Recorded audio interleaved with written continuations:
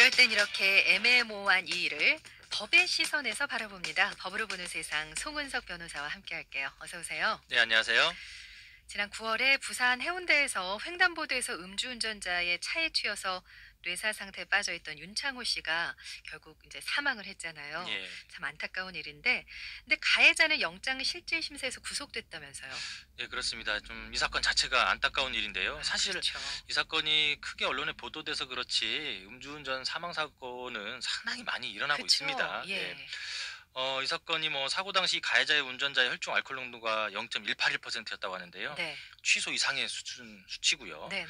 이런 상태에서 음주운전을 했고 횡단보도에서 신호 기다리던 이 윤창호 씨를 덮쳐서 뇌사 상태에 빠지게 만들었는데 한 달 넘게 치료받다 결국 음. 사망에 이르게 된 안타까운 사건이었는데 네. 결국 가해자의 영장실질심사에서 법원은 사안이 중대하고 도주할 우려도 있다 이렇게 음. 보고 구속영장을 발부해서 가해자를 구속을 시켰습니다. 근데 가해자도 술에 완전히 아까 0.181%라고 예, 하셨어요. 그렇죠. 완전히 만취 상태여서 본인도 한 10주 정도, 전체 10주 예, 정도의 예. 사고를 어 그런 정도가 굉장히 많이 다쳤었던 상황이었고 이런 일들이 많이 있긴 하지만 친구들이 정말 이 일을 좀 알리는 데 많은 도움을 예, 준 것 맞습니다. 같아요. 예. 네. 자, 이 사건으로 음주운전자에 대한 처벌을 강화하자는 목소리가 굉장히 높은 상황인데 음주운전 사망 사고 일반적으로는 구속이 되는 건가요? 일반적이다 이렇게 평가할 수는 없습니다만은 예. 구속 여부를 결정하는 좀 기준을 볼 필요가 있는데요. 예. 일반적으로 사안이 얼마큼 중한지, 결국 실형 선고가 불가피해 보이는지 여부까지 좀 판단을 합니다. 네. 또 그리고 피의자가 증거를 인멸할 우려가 있다든지, 주거가 불확실하거나, 뭐 사는 데가 없으면 노숙을 한다든지 아, 그러면 빨리 구속을 그렇죠. 해놔야 되겠죠. 그렇죠. 주거가 불확실하거나 실형 선고를 피하기 위해서 도주할 우려가 있어 보인다면 영장을 발부하게 되는데요. 네네. 음주운전을 해서 사망 사고를 야기하게 한다면은 이 피해자 유족하고 합의가 이루어진 경우가 아니라고 한다면 네. 실형 선고 가능성이 아주 높기 때문에 구속되는 사례가 많을 것 같고요. 음. 이 사건에서도 뭐 합의도 되지 않고 오히려 뭐 좀 강한 처벌을 네. 원하는 지금 이런 상황이기 때문에 실형 선고 가능성 높아서 발부했던 것으로 보여집니다. 음주운전자 처벌이 좀 경미하다는 목소리가 커지고 있잖아요. 그래서 예. 윤창호법이라고 해서 음주운전 사고에 대한 처벌을 강화하려는 법안도 상정된 것으로 알고 있는데 구체적으로 어떤 내용을 담고 있나요? 먼저 현행법 규정을 좀 말씀드려야 될 것 같은데요. 예. 단순 음주운전을 해서 처벌되는 이 현행법을 보면 0.05%부터 시작을 하죠. 네. 그래서 0.05%에서 0.1% 미만이면 6개월 이하의 징역이나 300만 원 이하의 벌금. 보통 이 구간에 걸리신 분들 또 걸리십니다. 네. 왜냐하면 크게 처벌받다는 생각을 안 하시거든요. 그러니까 재범률이 예, 높다면서요. 맞습니다. 예. 그 0.1% 이상 0.2% 미만의 경우에는 6개월 이상에서 1년 이하 그 사이에 징역을 선고하거나 300만 원에서 500만 원 사이의 벌금을 처하도록 되어 있고요. 네. 가장 높은 0.2% 이상이 되면 1년에서 3년 이하의 사이의 징역을 처하고 또는 500에서 1000만 원 이하의 벌금에 처하도록 규정되어 있는데요. 처음 음주운전으로 단속돼서 처벌받는 경우에는 이 혈중 알코올 농도 수치에 따라서 좀 다를 수 있긴 합니다만은 예. 수치가 그리 높지 않다 그러면 이 벌금형 선고되는 경우가 많아서 네. 그런 전력이 또 두사 차례 누적이 되고 하면은 실형이 많이 선고되고 있는 그런 실정이죠. 네.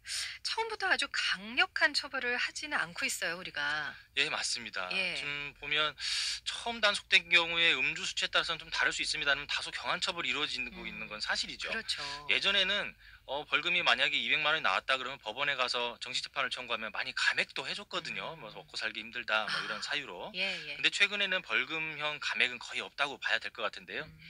그래도 이 음주운전에 대한 처벌에 대한 위험성, 음주운전에 대한 위험성에 비해서 이 처벌이 약하다라는 그렇죠. 좀 중론이 많아서 네.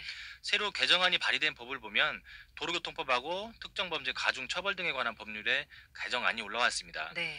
내용을 말씀드려 보면 이 도로교통법을 보면 가중의 횟수 기준을 3회에서 2회로 낮추고요. 음주 수치를 0.05에서 0.3%로 낮추는 개정안이 발의됐고요. 예. 만약에 이 법이 통과된다면 과거에 처벌되지 않았던 음주 수치 0.03%, 음. 그때는 훈방되고 말았겠죠. 네.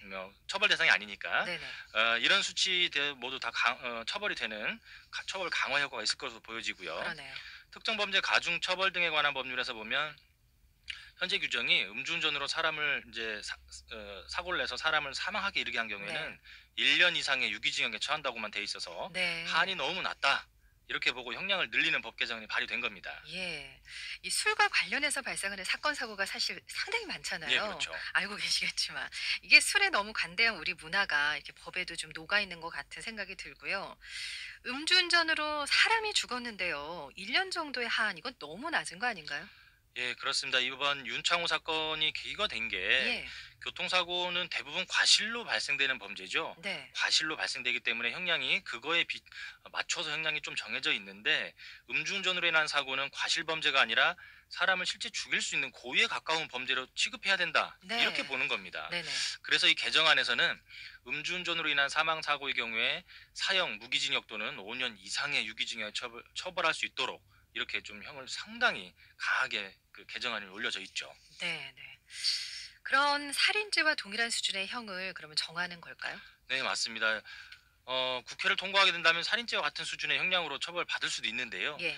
술을 마셔서 정상적으로 운전할 수 없는 상태, 그 상태에서 음. 운전하다 사고를 내는 것 자체를 고의에 의한 살인 행위나 마찬가지로 평가해서 형을 네. 정하는데 사실 일반 살인죄와 선고 형량이 동일할지는 음. 만약에 법이 또 통과되고 나서 네. 한번 또 법원에서 선고되는 그런 케이스들을 좀 많이 봐봐야 될 것 같습니다. 저희가 앞 시간에는 그 응급실에서 폭행 사건이 많아서 예, 예. 그것도 인제 형량 하한제를 도입한다 이런 이야기를 나눴는데 그거보다 좀 법이 약한 것 같아 예. 가지고요.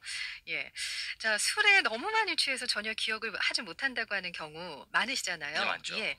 이런 경우에 심신미약을 인정해 줘서 형을 감경해 줄 수 있다는 얘긴데 이게 참 비판이 많죠. 예, 이론적으로는 전혀 불가능하진 않습니다. 이 술에 아. 만취돼서 내가 전혀 기억을 못하고 내가 왜 차를 탔는지조차 모르겠다. 아. 이런 분들 사실은 많거든요. 아휴. 그런 상태가 어떤 의사결정을 할 만큼의 의식 상태가 아니었다라고 아 한다면 네네. 법률적으로는 심신미약을 인정할 수 있기는 합니다. 네. 근데 실제 법원 판결에서 음주운전으로 인한 사고가 발생된 케이스에서 술에 취한 것만으로는 심신미약을 인정받기는 어려울 것으로 보여집니다. 네. 과거 아주 오래전에는 그런 케이스를 또 있는 것 같긴 한데요. 최근에는 음주운전 한 걸 두고 술에 만취된 것이 심신미약이기 때문에 형을 감경한 사례는 거의 없다고 봐도 무방할 것 같습니다. 그렇기 때문에 내가 술에 취해서 음주운전한 게 나는 전혀 기억도 안 나고 내가 왜 여기에 있었는지조차 모르겠다. 이런 심신미약 주장을 하셔도요. 네. 받아들여지지 않을 가능성이 아주 높을 것 같습니다. 네. 네. 사실 술을 먹고 운전대를 잡으면 안 되는 거 우리가 다 알잖아요. 예, 예. 근데 술에 잔뜩 취해 가지고서는 내가 운전대를 잡았는지 안 잡았는지 기억이 안 난다. 예. 이게 좀 아닌 것 같습니다. 예. 자, 오늘 승훈석 변호사와 함께 또 윤창호 법과 관련된 여러 가지 이야기를 나눴습니다. 말씀 고맙습니다. 네, 감사합니다. 네.